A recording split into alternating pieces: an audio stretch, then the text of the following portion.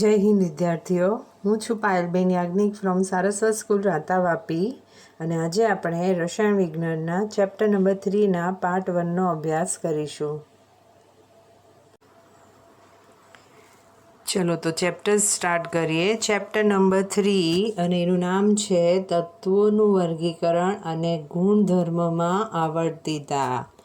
અહીં જે નિરૂપણ કરીને આવ્યું છે તે તમે જોશો એટલે તમને ખ્યાલ આવી જ જશે કે આ ચેપ્ટરની અંદર આપણે શેનો અભ્યાસ કરવાનો છે. તો તમને પિરિયોડિક ટેબલ એટલે કે આવર્ત કોષ્ટક અહીંયા દોરીને આપ્યું એવું લાગે છે. તો આ ચેપ્ટરની અંદર આપણે જે આવર્ત કોષ્ટકમાં જે તત્વો ગોઠવાયેલા છે, કેવી રીતે ગોઠવાયેલા, એની લાક્ષણિકતા શું, એનું જે ગુણધર્મ છે એનો અભ્યાસ કરીશું. આ ઓલરેડી તમે આગળના સ્ટાન્ડર્ડમાં ભણીને આવ્યા છો એ જ વસ્તુ છે, પણ એમાં થોડુંક નવું એડ થશે.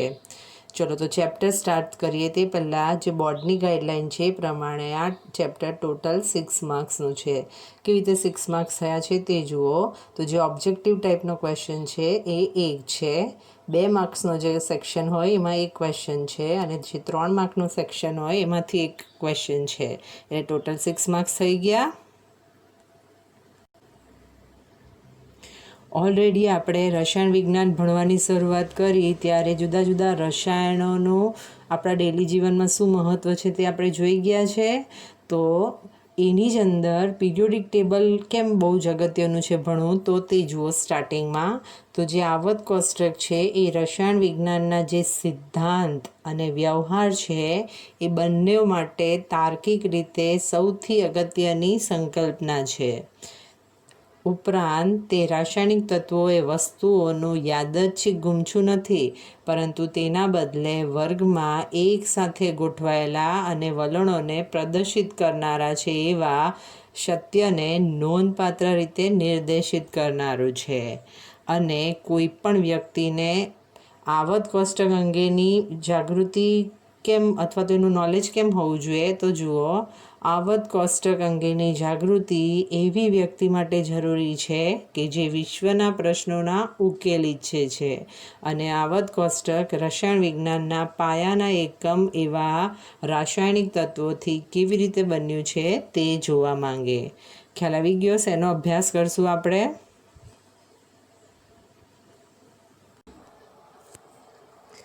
આ ચેપ્ટરની અંદર આપણે હાલમાં જે આવર્ત કોષ્ટક અસ્તિત્વમાં છે એનો વિકાસ અને આધુનિક આવર્ત નિયમનો અભ્યાસ કરીશું. તો જે સ્ટાર્ટિંગના પેજો છે ત્યાં ગાડી કેવી રીતે તત્વો શોધાતા ગયા અને પિરિયોડિક ટેબલમાં ગોઠવાતા ગયા એનો વિકાસ વિશેની હિસ્ટ્રી આપી છે. અને NCERTની નવી ગાઈડલાઇન પ્રમાણે એ જે વિકાસ છે એની હિસ્ટ્રી સિલેબસમાંથી કેન્સલ કરી છે. પણ ભલે આપણા સિલેબસમાં નથી, પણ આપણે એ સાયન્ટિસ્ટોના યોગદાનને યાદ રાખશું. તો શું છે તે જુઓ. તો જે તત્વોનું સમૂહમાં વર્ગીકરણ, આવર્ત નિયમનો અને આવર્ત કોષ્ટકનો જે વિકાસ છે એ ઘણા વૈજ્ઞાનિકોના અવલોકનો અને પ્રયોગોમાંથી મળતા તેમના જ્ઞાનનું પરિણામ હોય છે. તો સૌથી પહેલાં જ્હોન ડોબ્રેનર નામના સાયન્ટિસ્ટ હતા જેમણે ત્રિપુટીનો નિયમ આપ્યો અને એમનો નિયમ ઘણા ઓછા તત્વો માટે સાબિત થયો હતો, એના કારણે એ અસ્વીકાર્ય બન્યો. ત્યારબાદ આવ્યા ન્યુલેન્ડ નામના સાયન્ટિસ્ટ અને એમણે આપ્યો અષ્ટકનો નિયમ. તો આ અષ્ટકનો નિયમ પણ ખૂબ ઓછા તત્વો સુધી સાચો પુરવાર થયો, એટલે એનો પણ અસ્વીકાર થયો. અને હાલમાં જેના નામનું આવર્ત કોષ્ટક બોલાય છે એ છે મેન્ડેલીફ. તો મેન્ડેલીફ અને લોથરમેયર બંને હતા જેમણે આવર્ત કોષ્ટકના જે વિકાસ છે એમાં ફાળો આપ્યો હતો. પણ એની અંદર જે મેન્ડેલીફ નામના સાયન્ટિસ્ટ હતા એમનું યોગદાન કંઈક વિશેષ હતું, એટલે એમના નામને આધુનિક આવર્ત કોષ્ટક બોલાય છે. ચલો તો શરૂઆતમાં જે તત્વો હતા એના ગુણધર્મો કેવી રીતે આવર્તનીય હતા, તો ત્યારે એવું કહેવાતું કે પરમાણ્વીય ભારના આધારે આવર્તનીય છે. એટલે કે પરમાણ્વીય ભારના ચડતા ક્રમ પ્રમાણે પિરિયોડિક ટેબલમાં ગોઠવવામાં આવ્યા છે. તો ત્યારબાદ મેન્ડેલીફ નામનો જે સાયન્ટિસ્ટ હતો એમણે એમાં સુધારો કર્યો અને એમણે શોધ્યું કે જે તત્વોના ભૌતિક અને રાસાયણિક ગુણધર્મ હોય છે એ પરમાણ્વીય ભાર નહીં, પરંતુ પરમાણ્વીય ક્રમાંકના આવર્તનીય વિધેય છે. એટલે કે પરમાણ્વીય ક્રમાંકના ચડતા ક્રમમાં ગોઠવવામાં આવે છે. પરંતુ હાલમાં જે આપણે ભણીએ છીએ એની અંદર પરમાણુ ભાર પણ નહીં, પરમાણુ ક્રમાંક પણ નહીં, પણ તત્વોની ઇલેક્ટ્રોનીય રચના ઉપર આધાર રાખે છે એવું સ્વીકારાયું. એટલે કે તત્વના ભૌતિક અને રાસાયણિક ગુણધર્મ જે તે તત્વની ઇલેક્ટ્રોનીય રચના પર આધાર રાખે એવું કહેવાય. તો આ એકદમ શોર્ટમાં આપણે જોઈ ગયા કે એની હિસ્ટ્રી શું હતી. ચલો તો હવે આપણે મેઇન વસ્તુ જોઈએ. તો જે આવર્ત કોષ્ટક છે એની અંદર આપણને ખબર જ છે કે કુલ આવર્ત 7 છે અને કુલ સમૂહ 18 છે. શું છે આ આવર્ત અને સમૂહ તે જુઓ. તો તમને ખબર જ છે કે જેમ તત્વો શોધાતા ગયા તેમ એને પરમાણ્વીય ભારના ચડતા ક્રમ આધારે આવર્તની અંદર ગોઠવતા ગયા. આવર્ત એટલે બીજું કંઈ નહીં, આડી લીટી. એટલે તમે યાદ રાખજો, આવર્તના જે તત્વો હશે એ આડી લીટીમાં ગોઠવાયેલા હશે. ચલો હવે આ જે આવર્તના તત્વો શોધાતા હતા અને ત્યારબાદ જે સરખા ગુણધર્મવાળું નવું તત્વની શોધ થાય એટલે એને આવર્તમાં ન મૂકતા એ જેના જેવું ગુણધર્મ ધરાવે એની સાથે એને ગોઠવવામાં આવતું ઊભી લીટીમાં. એટલે કે આ જે ઊભી લીટીમાં ગોઠવાશે એને એમણે નામ આપી દીધું સમૂહ અથવા તો કુટુંબ. એટલે કે એક જ સમૂહના જે તત્વો હશે એ એક સરખા ગુણધર્મ ધરાવે એવું કહેવાય. તો આડી લીટી એટલે આપણે કીધું આવર્ત અને ઊભી લીટી એટલે સમૂહ. ખ્યાલ આવી ગયો. બીજું તમારે ખાસ ધ્યાન રાખવાનું છે સંખ્યા. અને પછી આપણે પિરિયોડિક ટેબલ દોરવાનું છે તો સંખ્યા યાદ રાખજો. પહેલો જે આવર્ત છે એમાં 2 તત્વ છે, બીજો આવર્ત છે, ત્રીજો આવર્ત છે એમાં 8 તત્વ છે, જે ત્રીજો આવર્ત છે એમાં 18 છે, ચોથામાં પણ 18, પાંચમામાં પણ 18 છે, છઠ્ઠો જે આવર્ત છે એમાં 32 છે અને જે 7મો આવર્ત છે ત્યાં લખીને આપ્યું હશે અધૂરો. એટલે કેમ અધૂરો છે? તો તમારા જેવા જે સ્ટુડન્ટ છે એ ભવિષ્યમાં સાયન્ટિસ્ટ બને અને કોઈ નવા તત્વની શોધ કરે તો એ તત્વની શોધ માટે જગ્યા રાખી છે. તો આ આંકડો ખાસ યાદ રાખજો. તો એના આધારે આપણે હવે પિરિયોડિક ટેબલ ભણશું.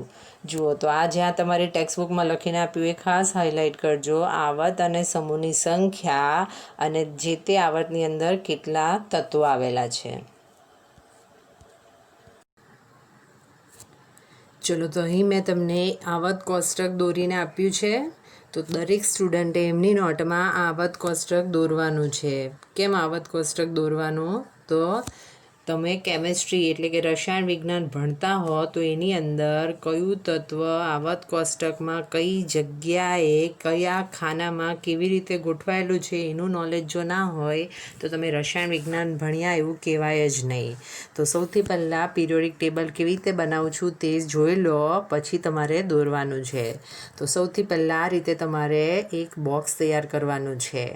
ચલો ત્યારબાદ મેં તમને અત્યારે જ કીધું સંખ્યા. તો આપણે જોઈ ગયા કે ટોટલ 7 આવર્ત છે. તો એકવાર તમારું ચોરસ બોક્સ દોરાઈ જાય પછી તમારે 7 આવર્તનું નિરૂપણ કરવાનું છે. આવર્ત એટલે કે આડી લીટી. અને આવર્તની અંદર જે તત્વો શોધાતા ગયા અને જ્યારે સરખા તત્વો આવ્યા તો એને સમૂહ બનાવવામાં આવ્યો. સમૂહ એટલે બીજું કંઈ નહીં પણ ઊભી લીટી. એટલે એકવાર આવર્ત બતાવાઈ ગયા પછી તમારે સમૂહ બતાવવાના છે અને એ સમૂહની સંખ્યા છે 18. એટલે તમારે 7 આવર્ત અને 18 સમૂહ બતાવવાના છે. એટલે ઉપરથી નીચે સુધી આ રીતે 18 સમૂહ બતાવી દો. હવે જે આવર્ત કોષ્ટક છે એની નીચે પણ કંઈક બોક્સ દોરીને આપ્યા છે એવું દેખાય છે. એ શું છે પછી સમજાવું. તો આ રીતે તમારું એક બોક્સ તૈયાર થશે. ચલો આ બોક્સ દોરાઈ જાય પછી તમારે યાદ રાખવાની છે સંખ્યા. આ સંખ્યા છે 2, 8, 8, 18, 18, 32 અને અધૂરો. ચલો તો જે પિરિયોડિક ટેબલમાં તત્વો જે ગોઠવાયા છે એ કેવી રીતે ગોઠવાયા છે? તો અત્યારે આપણે આના પહેલાંના જ ચેપ્ટરમાં ક્વોન્ટમ આંક જોઈ ગયા. તો n બરાબર 1, 2, 3, 4, 5, 6, 7 સુધી આપણે દર્શાવ્યું હતું. તો આ 1, 2, 3, 4 બીજું કંઈ નહીં પણ એમાં આવતો મુખ્ય ક્વોન્ટમ આંક છે. ચલો હવે આપણે એનો આકાર બનાવીએ. તો જે પહેલું ખાનું છે એમાં 2 જ તત્વ છે. તો આ રીતે તમારું બોક્સ દોરાઈ જાય પછી તમારે 2 જ તત્વો રાખવાના અને બાકીની જે લીટી છે એને આ રીતે રફ કરી દેવાની. જુઓ હું કેવી રીતે રફ કરું છું તે ખ્યાલ આવે છે. તો એની અંદર હાઇડ્રોજન અને હિલિયમ છે જે પહેલાં તત્વ છે. તો જે હાઇડ્રોજન હશે એનો પરમાણુ ક્રમાંક 1 છે એટલે એને આપણે શું કરશું, અહીં મેં તમને નિરૂપણ કરીને આપ્યું છે. જુઓ અહીંયા 1 નંબર લખીને આપ્યો છે પણ એકચ્યુઅલમાં જે હાઇડ્રોજન છે એ કેટલાક ગુણધર્મ એના એવા છે જે 17મા સમૂહમાં આવેલા હેલોજન જેવા છે. એટલે શું કરવામાં આવે છે, આ 1 નંબર અહીંયાથી કેન્સલ કરીને એને જે પિરિયોડિક ટેબલ છે એની વચ્ચે ગોઠવવામાં આવે. કેમ? કારણ કે આજે પણ એનું સ્થાન ચર્ચાસ્પદ છે. એના કેટલાક ગુણધર્મ પહેલા સમૂહ જેવા છે અને કેટલાક ગુણધર્મ 17મા સમૂહ જેવા છે. તો આ તમે ધ્યાન રાખજો. એટલે મેં 2 તત્વો રાખ્યા. પરમાણુ ક્રમાંક 2 જે છે એ લાસ્ટમાં છે કારણ કે હિલિયમ છે અને તે નિષ્ક્રિય વાયુ છે અને આપણને ખબર છે નિષ્ક્રિય વાયુ 18મા સમૂહમાં છે એટલે કોર્નર પર છે. ચલો એની આગળ જાઓ. ત્યારબાદ બીજું ખાનું જુઓ આવત. તો એમાં 8 તત્વ છે.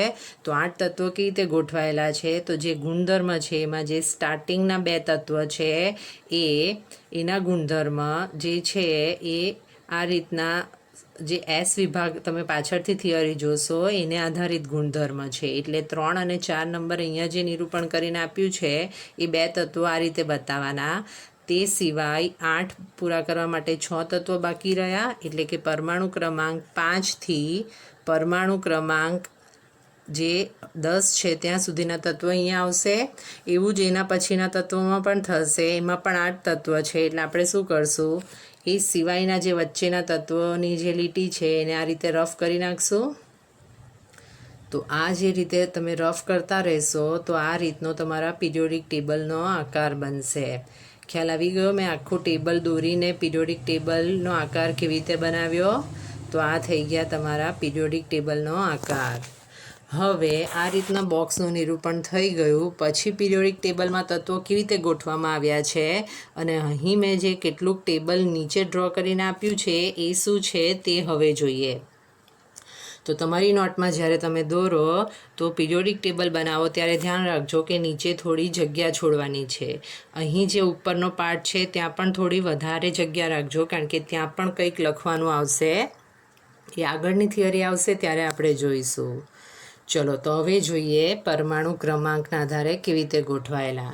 તો આપણે તત્વ તો આ રીતે ગોઠવી જ દીધા છે સંખ્યાના આધારે. હવે તમે આગળની થિયરીમાં જોશો કે જે ગુણધર્મ છે એના આધારે S, P, D અને F એમ 4 કક્ષકો છે એની અંદર જે છેલ્લો ઇલેક્ટ્રોન દાખલ થાય એના આધારે આધુનિક આવત કોષ્ટકમાં તત્વોને ગોઠવ્યા છે. તો ખાસ ધ્યાન રાખજો અહીંયા જે પરમાણુ ક્રમાંક 57 અને 89 છે તો ત્યાં પછીના જે 14 તત્વો આવશે. હું શબ્દ બોલી તે ધ્યાન રાખજો.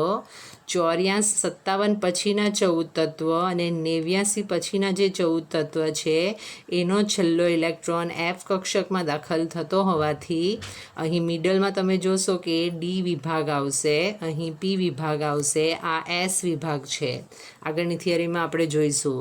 પણ આ જે 14 તત્વ હતા એનો છેલ્લો ઇલેક્ટ્રોન F કક્ષકમાં દાખલ થતો હોવાથી એ તત્વોને ઉચકીને એમનો આખો એક સમૂહ બનાવવામાં આવ્યો છે અને જે 14 તત્વોનો સમૂહ છે એને F વિભાગ કહેવાય. એટલે અહીંયા 57 ને 89 નંબર આવે ત્યારબાદ તમારે 14 તત્વોને જે આવત હોય છે એટલે આ કહેવાશે તો આવતના જ તત્વો પણ એ છેલ્લો ઇલેક્ટ્રોન F વિભાગમાં હોવાથી એને નીચે મૂક્યા છે અને એને લેશો એટલે 32 પૂરા થઈ જશે. તો આ રીતે આવત કોષ્ટકનું નિરૂપણ થાય છે. ત્યારબાદ તમારે પરમાણુ ક્રમાંક લખવાનું ચાલુ કરવાનું છે. તો હાઇડ્રોજન કેમ અહીંયા છે તો મેં તમને સમજાવ્યું. પછી 2 નંબર 3, 4, 5, 6, 7, 8, 9, 10, 11, 12 એ રીતે પરમાણુ ક્રમાંક વધારતા જાઓ અને બોક્સની અંદર એ નંબર લખતા જાઓ. ખ્યાલ આવશે કેવી રીતે છે. તો જ્યારે તમે 57 નંબર પર પહોંચશો પછી એફ વિભાગના આવવાના, એટલે 58થી 71 સુધી જશો તો 14 તત્વો આવશે, એટલે 57 નંબરની બાજુમાં આવશે 72 નંબર. આ ખાસ ધ્યાન રાખજો. અને એવું જ જ્યારે 89 નંબર આવશે એના પછીના 14 તત્વો એફ વિભાગમાં હોવાથી 103 સુધીનો પરમાણુ ક્રમાંક નીચે આવશે, અને 89 પછી નંબર આવશે 104. એટલે આ પિરિયોડિક ટેબલમાં સૌથી અગત્યનો આ પાર્ટ છે. એટલે તમને હવે ડાઉટ ક્લિયર થઈ ગયા. ખાના છે ટોટલ 18 અને એમાં 32 તત્વો કેમ આવ્યા? તો 32 તત્વો આ રીતે પૂર્ણ થતા હતા. તો આ પાઠ જ્યારે લખો ત્યારે ખાસ ધ્યાન રાખજો. તો આ રીતે જે તત્વો છે એની ગોઠવણી થઈ છે. તો આ એક તમારે નોટમાં બનાવવાનું છે, અને જો તમે ઈચ્છો, એ કમ્પલસરી નથી, તો એ તમે ચાર્ટ પેપર પર પણ તમારું પિરિયોડિક ટેબલ ડ્રો કરી શકો. એકવાર તમે ટેબલ ડ્રો કરશો એટલે તમને ખ્યાલ આવી જશે, અને થિયરી પૂરી થાય ત્યારે તમે સ્વાધ્યાયના સવાલ જોશો તો તમને ખ્યાલ આવશે કે કેમ આ ટેબલ બનાવવાનું તમને કીધું છે. તો આશા રાખું કે તમે તમારું પોતાનું પિરિયોડિક ટેબલ ખૂબ જ વ્યવસ્થિત બનાવશો. ચલો નેક્સ્ટ થિયરી જુઓ. ટોપિક નંબર 3.4 કે જે છે 100થી વધુ પરમાણુ ક્રમાંકવાળા તત્વોનું નામકરણ. તો કેમ 100થી વધુ પરમાણુ ક્રમાંકવાળા તત્વનું નામકરણની જરૂર પડી તે જુઓ. તો અગાઉ જે તત્વનું નામકરણ થતું હતું એ પરંપરાગત પદ્ધતિ મુજબ જે તે તત્વના શોધકના નામ પરથી કરવામાં આવતું હતું, અને IUPAC દ્વારા તે નામને સમર્થન આપીને મંજૂર રાખવામાં આવતું હતું. પણ આમ કરવામાં ક્યારેક મુશ્કેલી નડતી હતી. શું મુશ્કેલી નડતી હતી? તો ક્યારેક વૈજ્ઞાનિકો નવા તત્વની શોધ જે છે એની વિશ્વસનીય માહિતી એકઠી કર્યા વિના જ તે શોધ માટેનો દાવો કરવા લલચાતા હતા. ચલો હાલની કન્ડિશનમાં આ સ્ટેટમેન્ટને કમ્પેર કરવું હોય તો કરી શકાય. કેવી રીતે કમ્પેર કરાય તે જુઓ. તો અત્યારે જ COVID-19ની કન્ડિશન આવે છે. COVID-19ની શોધ પૂરેપૂરું રિસર્ચ થયું નથી, આમ છતાં ઘણા દેશના લોકો જે છે એ COVID-19ની રસીની શોધ કરી એવું ડિક્લેર કરી દે છે. એવું જ કંઈક ત્યારે પણ થતું હશે. તો એવું જ થતું હતું. જુઓ એક ઉદાહરણ દ્વારા. તો જે 104 નંબરનું તત્વ શોધાયું હતું, તો અમેરિકાના જે સાયન્ટિસ્ટ હતા એમને રુથરફોર્ડિયમ નામ આપતા હતા. જ્યારે તે જ સમયે જે સોવિયતના સાયન્ટિસ્ટ હતા એ પણ એમાં રિસર્ચ કરી રહ્યા હતા, અને એમણે એને કુચોટોડિયમ નામ આપવું જોઈએ એવું કીધું. તો આ મુશ્કેલી દૂર કરવા માટે IUPACએ એક વચ્ચેનો રસ્તો કાઢ્યો, અને એમણે શું સૂચવ્યું કે જ્યાં સુધી તત્વની શોધ સિદ્ધ ન થાય અને નામનું સમર્થન અધિકૃત રીતે ન થઈ જાય ત્યાં સુધી 0 તથા 1થી 9 સુધીના અંકના આંકડાનો ઉપયોગ કરીને એનું નામકરણ કરવામાં આવે. અને એ જે પદ્ધતિ શોધાય એને જ નામ આપ્યું સંકેત પદ્ધતિ. ચલો તો હવે આપણે જોઈએ શું છે સંકેત પદ્ધતિ. ચલો તો શું છે સંકેત પદ્ધતિ તે જુઓ. તો એની અંદર 0 તથા 1થી 9 સુધીના તત્વો છે એ અંક આપણે પહેલાં લખી દઈશું. એ પર્ટિક્યુલર અંકના માટે પર્ટિક્યુલર નામ નક્કી થયું છે, અને એનો જ જે ફર્સ્ટ લેટર લેશો તો એના ટૂંકા જે નામ છે એમાં આપણે દર્શાવશું. ચલો તો પહેલાં જોઈ લઈએ 0 માટે કયો આંક છે. તો જ્યાં પણ 0 આવતો હોય તો એના માટે નીલ શબ્દ વપરાશે અને એને એન લખશું. એવું જ 1 હશે ત્યારે અન લખશું, એના માટે યુ વપરાશે. 2 હોય તો બાય અને બી. 3 હોય તો ટ્રાય અને ટી. 4 હોય તો ક્વાડ એનો ક્યુ. 5 હોય તો પેન્ટ એનો પી. 6 હોય તો હેગ્સ એનો એચ. 7 હોય તો સેપ્ટ એનો એસ. ત્યારબાદ 7 હોય તો સેપ્ટ એનો એસ. 8 હોય તો ઓક્ટ એનો ઓ, અને 9 હોય તો ઇન અને એનો ઈ. અને તત્વના ઝેડ જે અંકનો બનેલો હોય તે અંકોના ક્રમમાં સંખ્યાદર્શક શબ્દ મુકાઈ જાય પછી પાછળ ઈયમ પ્રત્યય લખવો. પ્રત્યય એટલે નામના અંતે આવે, અને IUM લખવું, અને એ લખશો એટલે તત્વનું નામ બની જાય. ચલો એક ઉદાહરણ જોઈએ તો તમને વધારે ખ્યાલ આવે. તો આ ડેટા ઉદાહરણ માટે ધ્યાન રાખજો. ચલો તો આપણે 100 પછીના તત્વો છે તો શરૂઆત 101થી જ કરીએ. તો તમે આંકડા યાદ રાખ્યા હશે એવી આશા રાખું. તો જે 1 નંબર છે એના માટે આપણે શું યાદ રાખતા હતા? ફર્સ્ટ લેટર છે એટલે કેપિટલ લખવાનું, એટલે અન હતું એટલે અન લખ્યું. 0 માટે નીલ આવતું હતું એટલે એની બાજુમાં લખી દીધું નીલ. અને ફરીથી 1 આવ્યું એટલે અન આવવાનું. તો આ 3 આંકડાનું નામ થઈ ગયું અન નીલ અન. ખ્યાલ આવ્યો? અને પાછળ કયો શબ્દ એડ કરવા મેં તમને કીધો? ઈયમ. તો આ થઈ ગયું સંકેત પદ્ધતિના આધારે 101 તત્વ જે છે 101 નંબરનું તત્વ એનું સંકેત પદ્ધતિથી નામકરણ. ચલો હવે એનું ટૂંકું નામકરણ કરવું હોય તો અન માટે યુ વપરાય, નીલ માટે એન, અને ફરીથી અન આવ્યો એટલે એના માટે યુ વપરાય. એટલે ફર્સ્ટ લેટર કેપિટલ હશે, બાકીના બધા સ્મોલ. તો 101 તત્વ છે એનું શોર્ટમાં નામ હશે યુએનયુ. એટલે જ્યાં યુએનયુ લખીને આપ્યું હોય તો એ હશે 101. ખ્યાલ આવી ગયો કે રીતે નામકરણ થશે? તો આ તમારે યાદ રાખવાનું છે. ચલો તો અહીં મેં પરમાણુ ક્રમાંક 101થી 118 સુધીના તત્વોનું સંકેત પદ્ધતિ પ્રમાણે નામકરણ કેવી રીતે થાય તે દર્શાવ્યું છે. એ તમારે તમારી નોટમાં લખવાનું છે. પહેલાં સમજી લો. તો અહીં આગળ જે જોઈ ગયા 1થી 9 સુધીના જે આંકડા છે એના માટે સંકેત પદ્ધતિમાં કયા શબ્દ નામ વપરાય છે એનું નિરૂપણ છે. ચલો તો વારાફરતી જોઈએ કેવી રીતે નામકરણ થાય. ચલો તો મેં તમને નામકરણ કરવાનું શીખવાડ્યું જ છે. 101 નંબરનું ઉદાહરણ લીધું હતું. ચલો હવે લઈએ 102 નંબરનું. તે પહેલાં આ જે બીજું ખાનું છે એ આઈયુપીએસસી દ્વારા એને જે સ્વીકૃત નામ આપવામાં આવ્યું છે એની સંજ્ઞા છે એ છે.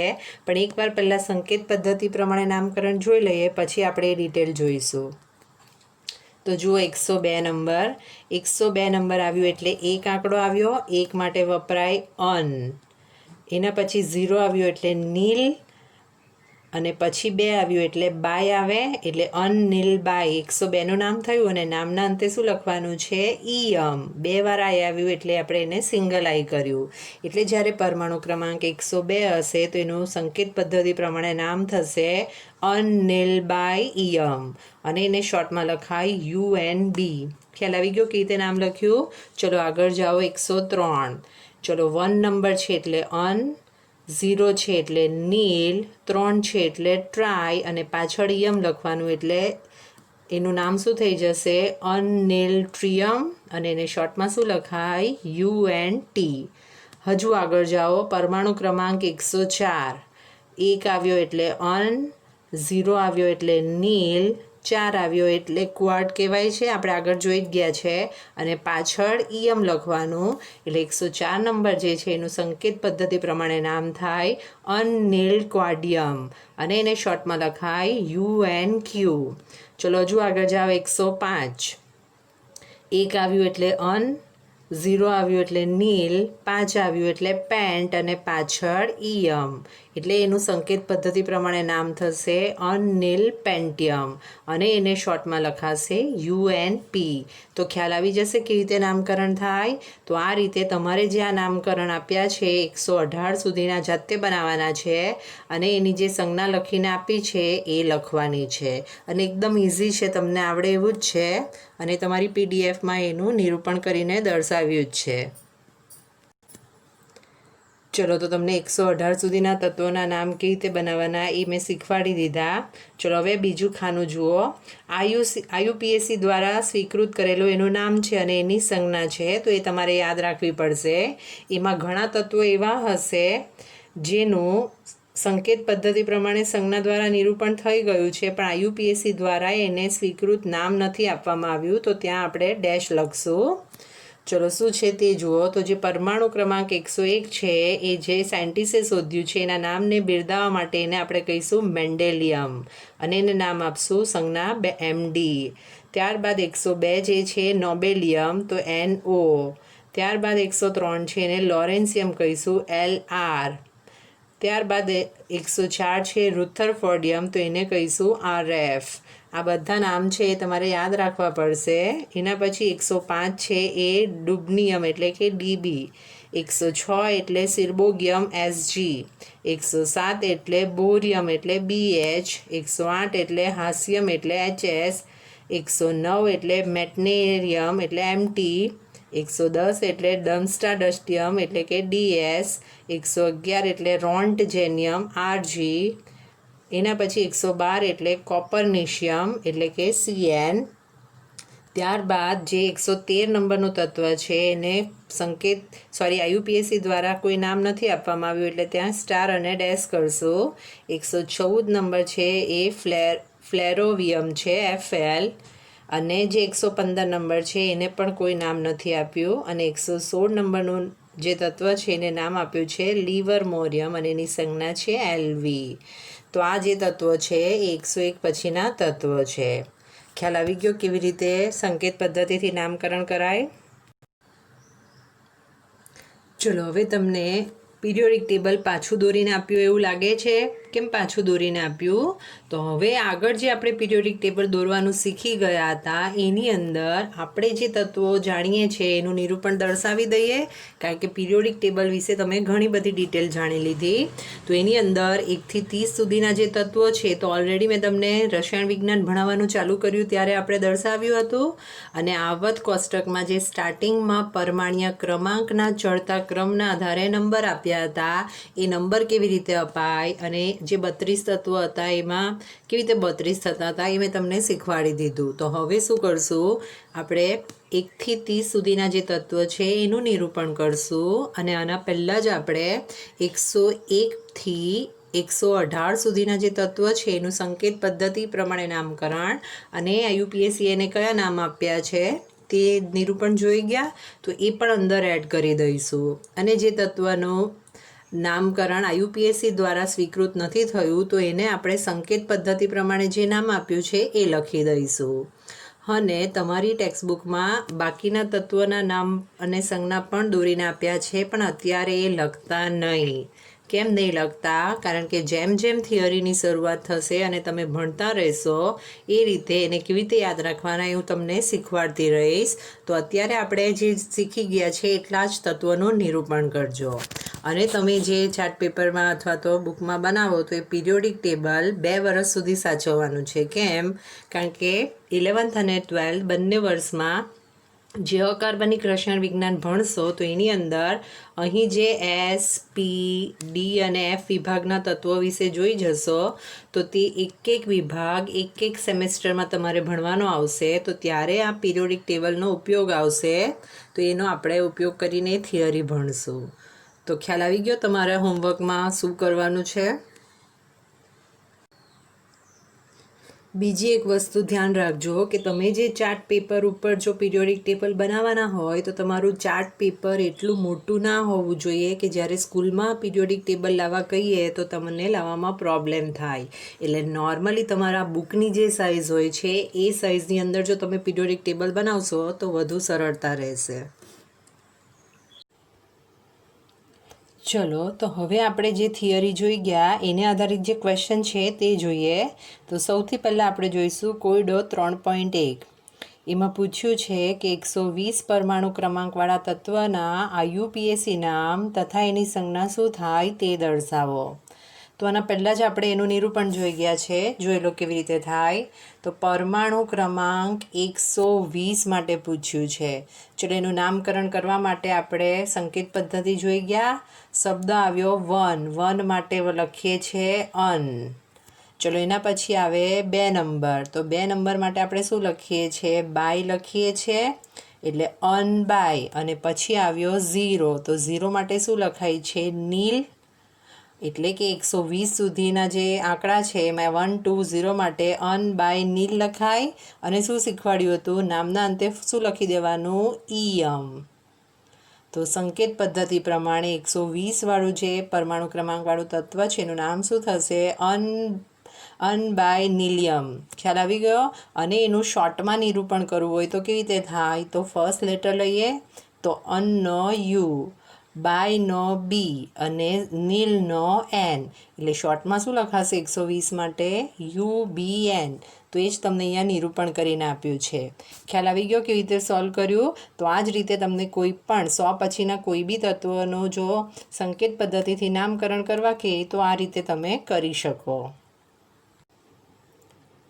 નેક્સ્ટ ક્વેશ્ચન છે તમારા સ્વાધ્યાયનો ક્વેશ્ચન, અને એ ક્વેશ્ચન છે ક્વેશ્ચન નંબર 3.5. એમાં કીધું છે કે આવર્ત અને સમૂહની દ્રષ્ટિએ Z બરાબર 114 વાળા તત્વનું સ્થાન આવર્ત કોષ્ટકમાં ક્યાં હશે? એટલે કે 114 વાળું જે તત્વ છે આવર્ત કોષ્ટકમાં કઈ જગ્યાએ આવ્યું હોય? આના પછીના જે વિડીયો હશે એમાં તમે ઇલેક્ટ્રોનીય રચના ભણશો, તેના આધારે પણ તમે આનો જવાબ આપી શકો. પણ મેં તમને પિરિયોડિક ટેબલમાં 114 નંબર ક્યાં આવશે એનું નિરૂપણ સમજાવ્યું, તો એના આધારે આપણે આનો જવાબ આપીએ. ચલો તો ફરીથી પિરિયોડિક ટેબલ જોઈએ. ચલો તો આ પિરિયોડિક ટેબલ જ્યારે સમજાવ્યું હતું ત્યારે આપણે નંબર કેવી રીતે અપાય તે પણ જોયું હતું. અને આ જે બ્લેક કલરથી લખીને આપ્યું છે એ બીજું કંઈ નહીં પણ તમારા 1 થી 18 સુધીના જે સમૂહ છે એના સમૂહના નંબર હતા. તો અહીંયા આગળ જુઓ 114 નંબરનું તત્વ તમારું અહીંયા આવેલું દેખાય છે. ઇલેક્ટ્રોનીય રચનાના આધારે જવાબ આપીએ તે પહેલાં ખાલી તમને આનો આન્સર જો એ કયા સમૂહમાં આવેલું છે એવું પૂછે તો તમે આના ઉપરથી એવું કહી શકો કે પરમાણુ ક્રમાંક 114 વાળું જે તત્વ છે એના જે સમૂહનો નંબર છે એ કયો આવ્યો છે? 14 નંબર. એટલે કે 14માં સમૂહનું તત્વ છે. હવે તમને ખ્યાલ આવ્યો કેમ મેં તમને કીધું કે તમારે તમારું પિરિયોડિક ટેબલ બનાવવાની જરૂર છે. ચલો આમાંથી બીજા કયા સવાલ પૂછી શકાય તે જુઓ એટલે તમને ખ્યાલ આવે કે પિરિયોડિક ટેબલ કેમ બનાવવાનું. ચલો તમને એવું પૂછવામાં આવે કે જે ચોથો આવર્ત છે એમાં ક્યાંથી ક્યાં સુધીના પરમાણુ ક્રમાંકવાળા તત્વો આવેલા હોય, તો એના માટે પણ તમને નોલેજ હોવું જોઈએ. 19 થી 36 તમને કહેવામાં આવે કે પરમાણુ ક્રમાંક 9 પછીના જે 2 ખાના છોડી દો, પછી જે પરમાણુ ક્રમાંક આવશે એ કયો પરમાણુ ક્રમાંક હશે? ખ્યાલ આવે છે કયા કયા ક્વેશ્ચન પૂછી શકાય? એટલે એક બોક્સમાં આવતો પરમાણ્વીય ક્રમાંક અને એમાં આવતા તત્વોનું તમને નોલેજ હોવું જ જોઈએ, તો જ તમે આન્સર આપી શકો. નેક્સ્ટ ક્વેશ્ચન છે ક્વેશ્ચન નંબર 3.6. એ પણ આના જેવો જ ક્વેશ્ચન છે. શું છે તે જુઓ. આવર્ત કોષ્ટકમાં ત્રીજા આવર્ત અને 17માં સમૂહ, એટલે આપણે ત્રીજું આવર્ત જોવાનું છે અને 17મો સમૂહ જોવાનું છે ને એમાં આવેલા તત્વોનો પરમાણુ ક્રમાંક કયો છે તે શોધવાનો છે. ચલો તો ફરીથી પિરિયોડિક ટેબલ જોઈએ. ચલો તો અહીંયા આગળ જે n બરાબર 3 લખીને આપ્યું છે એ આપણું ત્રીજો આવર્ત છે. એટલે આપણને પૂછ્યું છે ત્રીજો આવર્ત, એટલે આપણે ફોકસ આ જે સમૂહ આવર્ત છે એના ઉપર કહીશું. ત્રીજો આવર્ત કીધો છે અને 17મો સમૂહ, તો આ જે છેલ્લું ખાનું હોય છે ત્યાં 18 નંબર હોય છે. એનો મતલબ એમ કે અહીંયા મેં સમૂહ નથી દર્શાવ્યા પણ અહીંયા જે 17 નંબરનો સમૂહ હશે એની બાજુમાં આવશે. તો ત્રીજો આવર્ત અને 17મો સમૂહ, તો એની અંદર કયો પરમાણુ ક્રમાંક આવ્યો કહેવાય? તમને જોઈને જ ખ્યાલ આવે છે કે એમાં Z બરાબર 17 આવ્યો છે. અને જો આ જ સવાલને પૂછતે કે એ કયું તત્વ છે તો આન્સર શું આવતે? ક્લોરીન આવતે. તો આ પણ તમને એક પિરિયોડિક ટેબલમાંથી અલગ રીતે પૂછાય એવો ક્વેશ્ચન આવ્યો એવું કહેવાય. તો આપણો જે આ ક્વેશ્ચન હતો એનો આન્સર આવશે પરમાણુ ક્રમાંક 17. કેવી રીતે 17 આવ્યો એ નક્કી કર્યું તે ખ્યાલ આવ્યો? અને આ જે થિયરી છે એને આધારિત લાસ્ટ ક્વેશ્ચન જે છે એ છે ક્વેશ્ચન નંબર 3.33. એમાં MCQ છે. તમને પૂછવામાં આવ્યું છે કે આધુનિક આવર્ત કોષ્ટકમાં આવર્ત કયા મૂલ્યનું સૂચન કરે છે? ચલો મેં તમને પિરિયોડિક ટેબલ દોરતા શીખવાડ્યું છે, તો આ 4 ઓપ્શનમાંથી તમે જ વિચારો કે એનો આન્સર શું હશે. તો એ જે છે પરમાણ્વીય ક્રમાંક, બી છે પરમાણ્વીય દળ, સી છે મુખ્ય ક્વોન્ટમાર્ક અને ડી છે કોણીય વેગમાન ક્વોન્ટમાર્ક. આવર્ત કયા મૂલ્યનું સૂચન કરે? તો પિરિયોડિક ટેબલ કેવી રીતે બનાય એમાં મેં તમને શું કીધું હતું? આવર્ત ટોટલ કેટલા છે તમારા? 7 આવર્ત છે. એનું નિરૂપણ કયા આવર્ત છે આપણને કેવી રીતે ખબર પડતું હતું? આના પહેલાંના જ ક્વેશ્ચનમાં આપણે જોઈ ગયા ત્રીજો આવર્ત એવું કીધું હતું. તો ત્રીજો આવર્ત આપણે નક્કી કેવી રીતે કર્યું હતું? તો એ નક્કી થતું હતું મુખ્ય ક્વોન્ટમાર્કના આધારે. તો આપણને આ 4 ઓપ્શન આપ્યા છે એમાંથી આપણો જે આન્સર હશે એ શું હશે? સી હશે એવું કહેવાય. આવર્ત જે મૂલ્યનું સૂચન કરશે એ હશે મુખ્ય ક્વોન્ટમાર્ક અને એને આપણે એનથી દર્શાવીએ છીએ. તો આ હતા આજની થિયરીને આધારિત ક્વેશ્ચન.